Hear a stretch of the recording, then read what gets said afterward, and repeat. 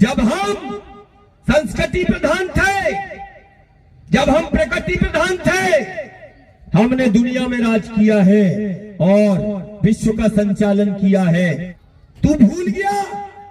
एक कंपनी आई थी तो उसने शिक्षा, स्वास्थ्य और पूरे देश को गुलाम बना दिया एक कंपनी ने।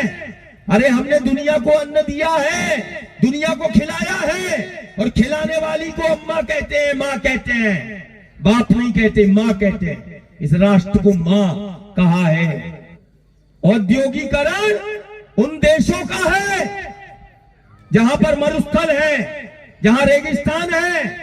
आज हमने अपनी पद्धति को, अपनी संस्कृति को छोड़कर हम पाश्चात्य संस्कृति में हम उसको स्वीकारते हैं।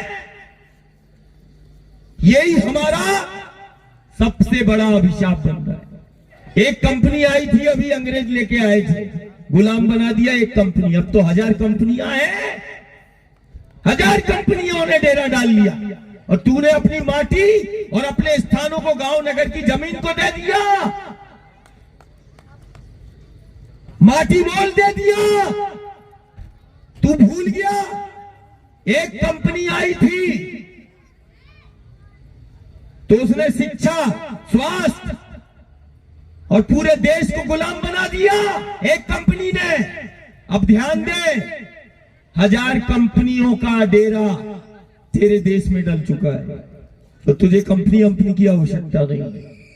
अरे पाला है माटी ने, और माटी ने सिर्फ पाला ही नहीं है। जब बात दुनिया की आई तो ये वही राष्ट्र है, ये वही तेरी माटी है जिसने विश्व का पालन पोषण किया है। दुनिया को खिलाने की ताकत है इस माटी में, जिसको भारत कहते हैं। कोई ऐसा राष्ट्र नहीं जिसको माता का दर्जा प्राप्त हो। आगे पीछे माँ शब्द का है। कभी सुना तुमने चीन माता, जापान माता, ब्रिटेन माता? नहीं, हंसी आएगी। लेकिन हमने कहा बचपन से भारत माता, तो राष्ट्र माता ऐसे ही नहीं बोलते।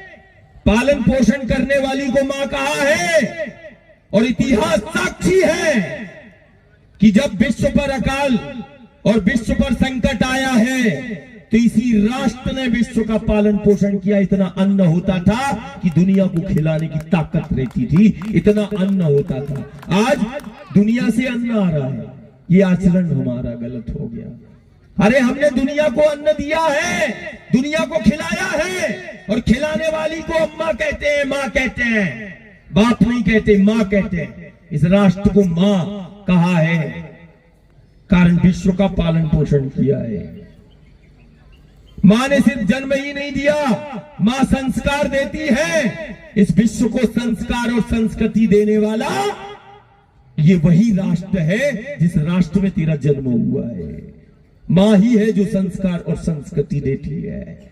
ये इसीलिए इसको मां का दर्जा है। ऐसे ही नहीं बोला, प्रामाणिकता है। पालन पोषण वाली को मां कहा है।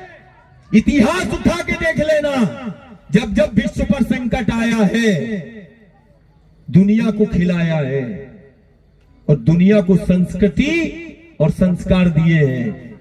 लेकिन वो संस्कार और संस्कृति सब प्रकृति से जुड़े हैं, कारण संस्कृति प्रकृति प्रधान है, व्यक्ति प्रधान नहीं। हमारे लिए संस्कृति और प्रकृति प्रधान है, माटी प्रधान है, व्यक्ति प्रधान। जब से समाज में हुआ तब से समाज खंड खंड में विभक्त हो गया। जब हम संस्कृति प्रधान थे, जब हम प्रकृति प्रधान थे, हमने दुनिया में राज किया है और विश्व का संचालन किया है। कब हमने विश्व का संचालन किया? जब हम प्रकृति प्रधान थे, जब हम संस्कृति प्रधान थे, जब हम धरा और धेनु पर हमारी व्यवस्था केंद्रित थी, जब धरा और धेनु और गंगा और नर्मदा पर जब हमारी व्यवस्था, हमारा जीवन केंद्रित था, जब हमारी शिक्षा की और स्वास्थ्य की खुद की पद्धतियां थी, तब हमने विश्व का संचालन किया है। आज शिक्षा की बात लो, स्वास्थ्य की बात लो, सब विदेशों से आ रहा है। अरे विदेशी वो ब्रिटिश काल में देखते थे प्लास्टिक सर्जरी, जब उनको पता नहीं थी, जब हमारा वन में रहने वाला वो परिवार, वो आदिवासी वनवासी जिसको बोलते हैं, वो उस समय जड़ी बूटियां और उसके पत्तों का लेप लगा के प्लास्टिक सर्जरी कर देता था। जब वो अंग्रेज अधिकारी ने देखा कि अरे ये गांव में प्लास्टिक सर्जरी होती है, कल इसने लेप लगाया था, आज ठीक हो गया, चमड़ी आ गई, तो उसने बताया कि अपन अभी शोध कर रहे हैं, वो तो भारत के गांव गांव में प्लास्टिक सर्जरी वो गांव में रहने वाला कर देता है। ये पद्धति, ये ताकत थी हमारी संस्कृति और प्रकृति में। उपचार, यहां कोई अस्पतालें नहीं होती थी, यहां कोई कंपनियों ने नहीं खोला। कंपनी कहां होती है? जहां पर रेगिस्तान और मरुस्थल होता है। औद्योगिकरण उन देशों का है जहां पर मरुस्थल है, जहां रेगिस्तान है, वहां औद्योगिकरण है। भारत में औद्योगिकरण नहीं। भारत में वो तो गांव गांव में उद्योग होते थे, योग होते थे, हम अपना जीवन यापन भी करते थे और दुनिया का भी करा लेते थे। ये व्यवस्था है। आज हमने अपनी पद्धति को, अपनी संस्कृति को छोड़कर हम पाश्चात्य संस्कृति में हम उसको स्वीकारते हैं।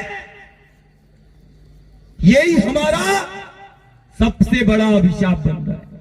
आज हमारी प्रार्थना है और हम एक एक घर से, एक एक गांव से रोज प्रार्थना करते हैं।